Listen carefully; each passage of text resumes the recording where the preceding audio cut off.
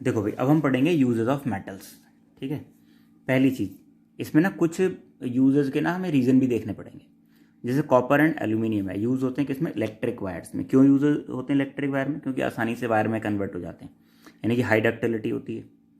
Ductility मतलब stretched into wires. Good electrical conductivity है भाई, अच्छे इलेक्ट्रिक कंडक्टर होंगे तभी तो इलेक्ट्रिसिटी के लिए यूज़ करेंगे।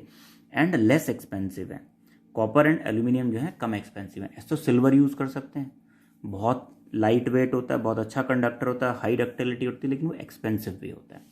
तो why copper and aluminium are used? Because they have high ductility, good electrical conductivity and less expensive also. ठीक है, नेक्स्ट आता है iron, copper and aluminium metals are use to make household utensil. Utensil मतलब बर्तन वर्तन बनाने में, या कुछ घर की या फैक्ट्रीज के कुछ जो इंस्ट्रूमेंट बनाने में, उनमें यूज़ होते हैं। क्यों यूज़ होते हैं? क्योंकि उसमें ना शीट यूज़ होती है जनरली। मान लो तुम बर्तन बना रहे हैं, बर्तन में तो शीट यूज़ होगी मेटल की, तो हाई मेलेबिलिटी होनी चाहिए। ठीक है, उसके बाद क्योंकि बर्तन बन रहे हैं या इंडस्ट्री में कहीं यूज़ हो रहे, तो वहाँ पे कंडक्टिविटी भी चाहिए होगी, थर्मल कंडक्टिविटी या हीट कंडक्टिविटी। तो गुड हीट कंडक्टिविटी है इनकी, एंड मोर ओवर क्या कहते हैं, वो एक्सपेंसिव भी नहीं होते ज़्यादा। ठीक है, तो ये तीन प्रॉपर्टी यहाँ यूज़ हो रही है यहाँ पे। नेक्स्ट यूज़ हो रहा है iron. Iron is use as a catalyst in the preparation of ammonia by Haber's process. ये हेबर्स प्रोसेस ना हम ये चलो मैं बताया था यहीं पे, N2+H2, इस पे आयरन लिख देना, Fe, कैटलिस्ट की तरह यूज हो रहा है और बन रहा है NH3। This process is Haber's process. अभी आज में ही हम एक बार और पढ़ेंगे इसे।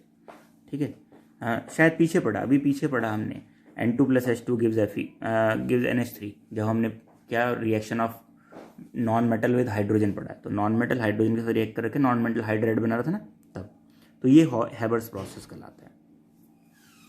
तो क्यों यूज़ होता है इसे कैटलिस्ट में? क्योंकि ये एक बहुत अच्छा रिड्यूसिंग एजेंट होता है। जो आयरन है एक अच्छा रिड्यूसिंग एजेंट है, reducing agent.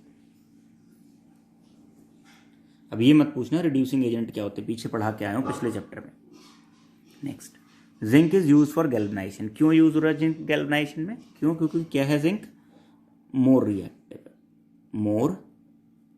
Reactive than iron, पहली चीज।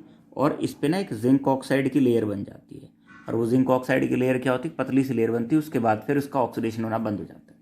ठीक है, chromium and nickel metal are use for electroplating and in the manufacture of steel.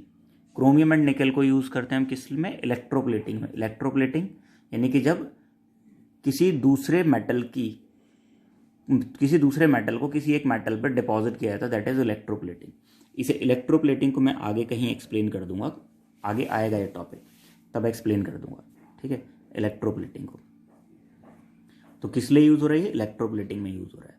Next है aluminium foil are use in packaging of medicine and food. क्यों use होता है aluminium? क्योंकि aluminium oxide जो है Al2O3 की लेयर बन जाती है और नॉन रिएक्टिव बन जाता है। एक छोटी सी लेयर बनती है एल्यूमिनियम ऑक्साइड के ऊपर, उसके बाद फिर क्या होता है? नॉन रिएक्टिव, यानी कि एल्यूमिनियम फिर रिएक्ट नहीं करता।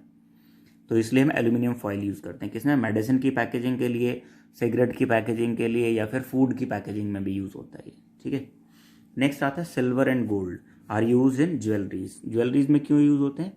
क्योंकि नॉन रिएक्टिव होते हैं एंड लस्टरस,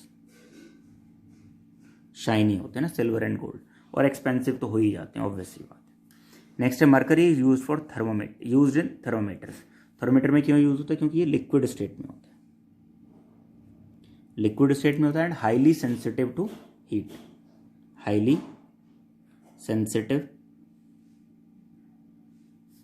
टू हीट, यानी कि बहुत जल्दी ना एक्सपैंड होने लगता है मरकरी। ठीक है, तो इसलिए भी यूज होता है मरकरी थर्मोमीटर में। नेक्स्ट है sodium, titanium, zirconium are used in atomic energy and space science.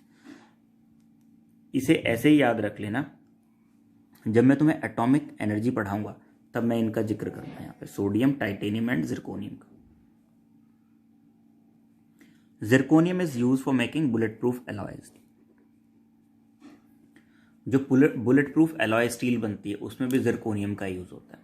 ठीक है, lead metal is use in car batteries. जो कार वगैरह की बैटरीज होती हैं वो सारी की सारी किसकी बनी होती हैं? उसमें लेड मेटल यूज होता है। तो ये हमें है कुछ यूजेस याद रखने, एकदम से रट्टा नहीं मारने, बट हाँ ये तुम्हें पता होना चाहिए कि क्यों क्या यूज हो रहा है। ये लास्ट के ज़्यादा इंपॉर्टेंट हो जाते हैं, जैसे sodium titanium zirconium bullet proof steel में, लेड बैटरीज में, ये इंपॉर्टेंट हो जाते हैं। बाकी तो कॉमन से हैं, उसे तो याद करने की जरूरत भी नहीं है, वो याद रहते हैं अपने आप।